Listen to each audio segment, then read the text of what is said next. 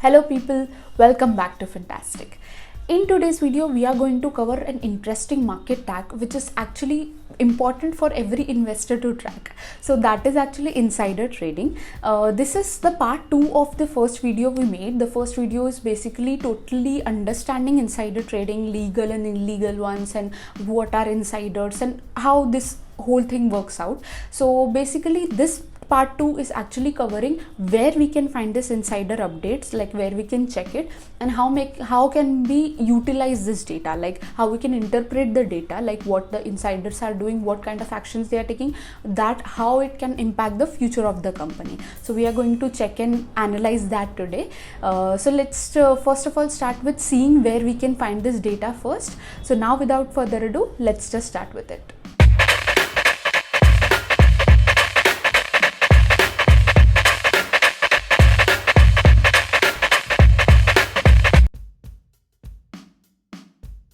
So we will be checking this on bscindia.com. So I have come on the homepage of bscindia.com over here. On the homepage, you have to go under the corporates link. So if I click on this corporates link, you will be getting the details like the corporate announcements, corporate filings, corporate actions, etc. But we will be going under corporate filings. You have to click on this option, which is insider trading updates. So if I click on this, I'll be getting the detailed version of all the insider tradings which has been happened. So first of all, the security name, in which security the transaction happened. So over here it is HDFC Limited. Then we have the name of the person who took the trade or who did the transaction. So this is basically the insider who did the trade. So who is particularly categorized as an insider or who can be considered the insider, that I have addressed in our previous video of insider trading. I'll be attaching the link in the description below. Just check that out if you have any confusion. After that, the category of the person is mentioned over here. So designated person is actually, it can be CEO, CFO or any top executive person, or actually any director, promoters can be also involved. So any of that can be over here in the designated person. Then we can see securities held pre-transaction and securities held post-transaction. So basically these are before the transaction was done, the person was holding this many, and after the transaction the person was holding this many securities.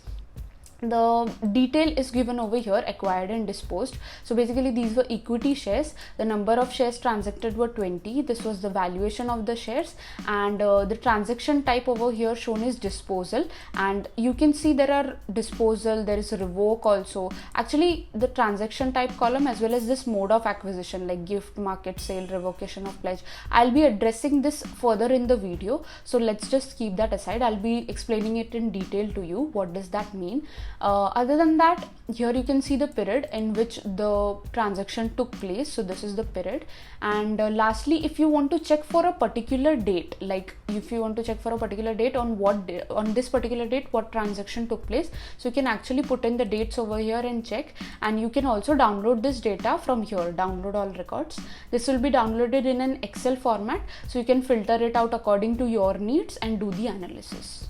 So let's understand these terms one by one now. First of all, let's look at disposal and acquisition. Now in simple terms, disposal means selling of the shares and acquisition means buying the shares.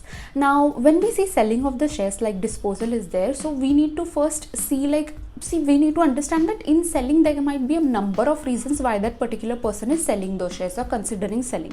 Now there could be reasons like medical emergency, retirement planning, some family wedding is there, education of children, or some education cost or loan is there to pay off. So something of that sort can be there. But the only reason when one person buys or acquires more of the shares is actually when he or she sees more profit in that company. So if he sees more growth in that company, he'll be acquiring more and more stake. So buying can have only one very good reason, that there might be more profit and that's why they are investing more into it. And in the selling also, I mean, we might not be able to track any one reason exactly why that person is doing it, but if you see a substantial amount of selling, like the amount of selling is, the quantity looks like little bit huge, and that is also done by a prominent player in the company, then we need to track that particular company closely, like analyze it and see and find out why that person is considering selling in that company. Now let's understand the terms of pledge, invoke and revoke. So pledge first of all means pledging your shares is basically when you pledge your shares, you are basically giving them as a collateral or as a guarantee to the bank to avail a loan against it. So we have actually discussed this in very much detail, like what is pledge shares and how they have impact on the future or the prices of the company. So I'll be attaching the link in the description below. The video is of promoter stake and pledge shares, so do check that out for the details. Now talking about invoke and revoke.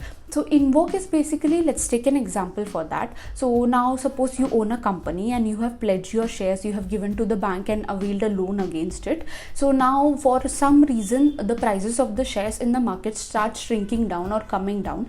So at this point the bank will be asking to add up more collateral because the valuation of the collateral or the guarantee you had given has decreased now. So if you're unable to pay the collateral or unable to give up more shares to them as a collateral, the bank will ask your depository participant or your DP to transfer the pledged shares which you had given as a loan to their account, like to the bank again, so that they can sell it off and recover the amount which they wanted to recover as the collateral, because it is now becoming short of the amount which has been given to you as the loan. So that process, when the bank takes the shares of your shares from the depository to their bank account to execute any kind of action they want to take on that, to sell them off or some kind of action they want to take to recover the money, that is actually invocation. In the contrary, revocation is opposite of that. So if the bank has taken your shares from the DP, so they are going to take some action on that, but before the bank takes any action on it, you try and either add up more collateral, like give up more shares for as a guarantee as a collateral, or the share prices of that share prices of the company in the market starts to stabilize or rises again. So in that case, the bank will again transfer the shares from their account to the DP. So they'll be giving back to the DP itself. So that is actually revocation of the pledge. Lastly, there is one more thing, which is pledge released. You can see somewhere. So pledge released is basically whenever you are actually paying off the loan and getting rid of the loan, and like you have done the payment and everything, though, so the shares are now free of the collateral and you now totally own the shares, and the bank is not involved in the case anymore. So if you want to check security wise, particularly what is the insider trading details in a security particularly, like I mentioned, here you can put in the date and check date wise. Here you can put in the security name and check security wise. So here I've already put in the data for Adani Green. You just type in the security name over here and click on submit. So you'll get all the data related to the security, all the recent insider trades which happened in this script. So in Adani Green, what I wanted to show was, like I mentioned, I have already explained you the terms revoke, pledge, invoke. So basically revoke over here you can see pledge released, then pledge again you can see creation of pledge. Let's understand it logically. Now if you have pledged your shares as a collateral at a price of ₹100 and as a volatile instrument, because it is a volatile instrument, you will get only 50 rupees from the bank as a loan against the 100 rupees of valuation of share. Now suppose the stock price has risen up by 500 rupees, risen up to 500 rupees. Now at this time, what will you think as the owner of the particular share? That you are not a fool to block your asset of 500 rupees, the valuation which has a valuation of 500 rupees, for a loan of just rupees 50 which you had taken earlier, because before the price was 100. So what will you do? You will release the shares by making the payment. You will just release the pledge and then will again pledge the shares at the rate of 500. So where at least you can get 250 rupees of loan for the asset now, because the asset valuation has become 500. So similar thing has happened over here in Adani Green.